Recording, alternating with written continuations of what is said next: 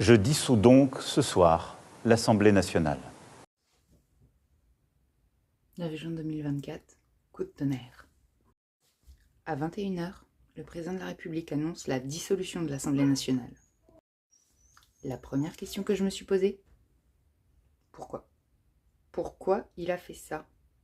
Il a le pouvoir de le faire, la Constitution dans son article 12 lui donne le pouvoir de le faire. Alors pourquoi? Je vous propose qu'on détricote ensemble les conséquences de la dissolution, les conséquences possibles, mais aussi essayer de comprendre pourquoi il a fait ça. Si vous avez la réponse, n'hésitez pas à la mettre dans les commentaires. Moi, je vais juste faire des hypothèses. Si vous vous attendez à ce que je m'en prenne à la personne ou la politique qui l'a menée, vous vous trompez. Je ne donnerai pas mon avis parce que c'est pas l'endroit, parce que mon avis, je l'exprime dans les urnes et que si j'avais un avis à donner, il plairait pas à tout le monde et je suis pas ici pour l'exprimer. Aujourd'hui, le président de la République ne dispose que d'une majorité relative à l'Assemblée nationale. Alors, qu'est-ce que c'est une majorité relative? Si vous savez, c'est génial. Si vous savez pas, mettez-le moi soit en commentaire, soit envoyez-moi un message. Comme ça, on fera une petite vidéo pour parler de ce que c'est la majorité relative et essayer de comprendre pourquoi ça peut être embêtant pour lui. Est-ce que j'ai piqué le tableau de mes fils? Tout à fait. Est-ce que je fantasme sur un paperboard? Père Noël, si tu m'entends. Tout à fait. Alors, on va déjà parler des conséquences. Donc, quelles sont les conséquences possibles? La première, c'est qu'il ait une majorité, une vraie majorité, et qu'il ne soit plus une majorité relative, ce qui serait beaucoup plus facile pour lui et surtout pour son gouvernement. La deuxième conséquence possible, c'est qu'il ait à nouveau une majorité qui soit dite relative. Bon, moindre mal, on prend les mêmes et on recommence. Globalement, c'est l'idée. Mais la troisième possibilité, c'est une cohabitation. Là, il perd la majorité.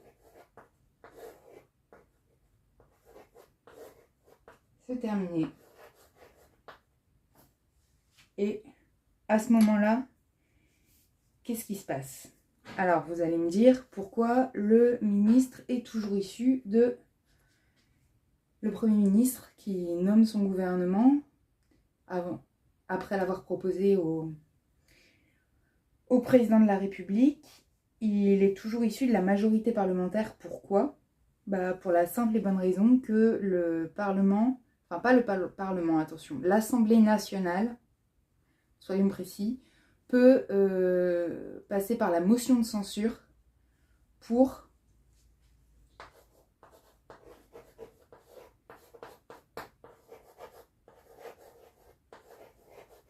faire démissionner le gouvernement en place. Donc ça, c'est la possibilité. C'est ce qui se passe, par exemple, quand il y a un 49.3 et qu'on ne veut pas que la loi passe. Donc si vous voulez plus de détails sur le 49.3 et son application, n'hésitez pas à me le mettre soit dans les commentaires, soit à m'envoyer un petit message. Donc, il y a un gouvernement qui est toujours issu de la majorité, justement pour ne pas avoir ce jeu de « je nomme un gouvernement, il y a une motion de censure qui est votée, hop, je renomme un gouvernement, une motion de censure qui est votée et qu'on tourne, on tourne, si on tourne sans arrêt avec les gouvernements, on n'avance pas. Et le président, quand il n'est pas content, de redissoudre l'Assemblée nationale, même si là, a priori, il ne peut pas le faire pendant un moment. Donc, qu'est-ce que ça a d'autre comme conséquence? Si, admettons, ce qui est une possibilité, on se retrouve avec un gouvernement qui soit RN ou LFI. Enfin, LFI, l'Union des gauches. Qu'est-ce qui va se passer? Donc, on va avoir un gouvernement qui sera issu de la majorité de l'Assemblée nationale, donc RN, LFI. Je vais écarter, parce qu'on parle de cohabitation, donc je vais écarter le reste, volontairement pour simplifier.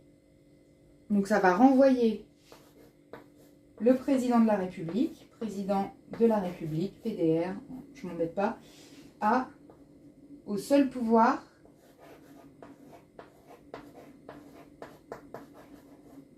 qui lui sont attribués par la Constitution. Globalement, pas grand-chose.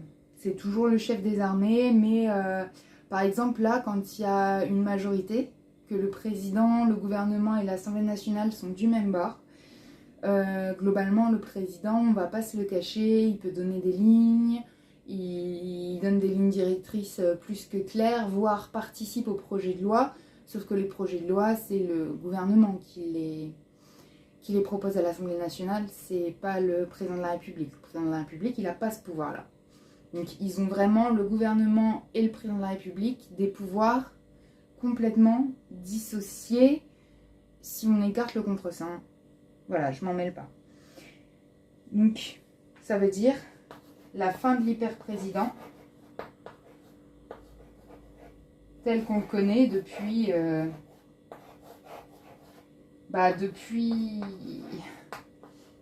J'allais dire depuis De Gaulle. Mais non, parce qu'après, il y en a eu d'autres. Donc, c'est la fin de l'hyper-président qui peut avoir l'œil sur tout et qui est un chef d'État et qui, des fois, marche un peu sur les plates-bandes du chef de gouvernement. Globalement, ça aurait ces conséquences-là. C'est les 3 conséquences principales possibles que je vois suite à la dissolution. Maintenant, on va s'attarder à essayer de comprendre pourquoi il a fait ça. A priori, notamment après les résultats des élections européennes, c'était pas la meilleure chose à faire. Donc, la première, c'est que ce qu'il cherche. Donc, ce qu'il pourrait chercher par là, c'est par exemple si pour remettre en place des frondeurs. S'il a pu, non seulement dans sa majorité relative, des gens qui font un peu cavalier seul, qui n'écoutent plus les lignes, ça devient compliqué à gérer. Et ce qu'il propose, enfin, ce que lui propose, ce que le gouvernement propose, ça ne peut plus être accepté, ça ne peut plus passer. Et à l'Assemblée nationale, il n'y a plus de vraie majorité puisque c'est freestyle total. Ma deuxième hypothèse, c'est qu'il soit fatigué. On le voit à sa tête, hein, il est épuisé, ce qui se comprend, hein, c'est pas un boulot facile.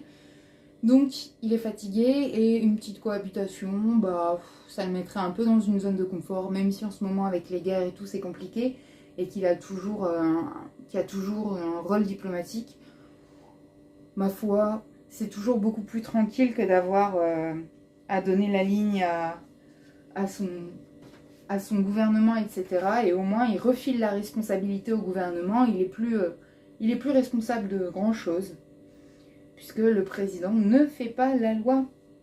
Et la troisième, c'est qu'il nous fait une petite imitation de Gaulle, 69. Donc pour ceux qui n'ont pas la ref, De Gaulle, en 69, il avait fait passer au référendum... Hop. Il avait fait passer au référendum un projet de loi sur la réforme du Sénat et le projet de régionalisation. Sauf qu'il n'a pas eu la majorité, il a vécu ça comme une disgrâce. Il a dit, bah, si vous voulez plus de ce que je propose, je me casse. Donc, après ça, il a démissionné. Hop. Donc là, ça vaudrait bien... Pour moi, si c'est ça, n'est pas le général de Gaulle qui veut, bien que je sois pas fondamentalement gaulliste. N'est pas de Gaulle qui veut, ça reste un grand homme et je ne pense pas qu'il puisse se comparer à lui. Donc, et que si la majorité n'est pas sa majorité aux prochaines élections législatives, il démissionne, tout simplement. Et qu'il attend que, là où il est beaucoup critiqué, etc., il attend de voir, comme un sondage un petit peu, s'il a toujours l'appui du peuple, puisque grâce à De Gaulle, parce que c'était pas le projet de loi initial de la Constitution de 58, le président de la République est élu au suffrage universel direct. Donc pour moi, c'est les 3 raisons. Je pense qu'il y en a d'autres. J'ai essayé de réfléchir, Enfin, j'ai réfléchi un petit peu, j'essaye, des fois ça marche, des fois ça marche pas. Et pour moi, c'est les 3 principales raisons qui sont ressorties. Si vous avez d'autres idées, n'hésitez pas à aller me les mettre en commentaire, vraiment, parce que j'aimerais bien comprendre ce qui se passe. Moi, ce que j'aime dans la vie, c'est vraiment comprendre. Et là, j'ai pas du tout compris sa décision. Donc j'ai cherché les pourquoi. Et ça, c'est ceux qui me sont arrivés. C'est ce que j'ai compris, c'est ce que j'en ai déduit. Après, je fais peut-être fausse route, mais je vous dis, dites-le moi, comme ça, on voit ensemble. Dans tous les cas, pour que le gouvernement puisse être considéré vraiment légitime, ce qui serait bien, parce qu'on me dit souvent, oui, le président, il a été élu par une minorité de Français, pas par la majorité. C'est vrai ? C'est vrai, parce qu'il y avait énormément d'abstention. Donc pour qu'on puisse avoir un gouvernement et des députés qui soient vraiment légitimes et que de leur élection ressorte ce que veulent vraiment, ce que vous voulez vraiment. Parce que c'est ça, je juge pas, je vais pas vous donner de pistes, je vais pas prendre de position, chacun voit midi à sa porte. Mais moi j'ai vraiment envie que cette fois-ci on ait un gouvernement qui fasse ressortir les problématiques et les sujets qui intéressent les Français aujourd'hui. Parce que voilà, on parle du Front républicain et puis après on me dit oui, mais c'est pas ce qu'on voulait, nanani, nanani, c'est qu'une majorité qui a voté. Une minorité qui a voté. Oui, ok. Donc dans tous les cas, la meilleure chose à faire, même si l'offre politique, on va dire ce qui est, elle n'est pas forcément fameuse et elle nous offre pas énormément de possibilités, de choix, quelque chose, un renouveau.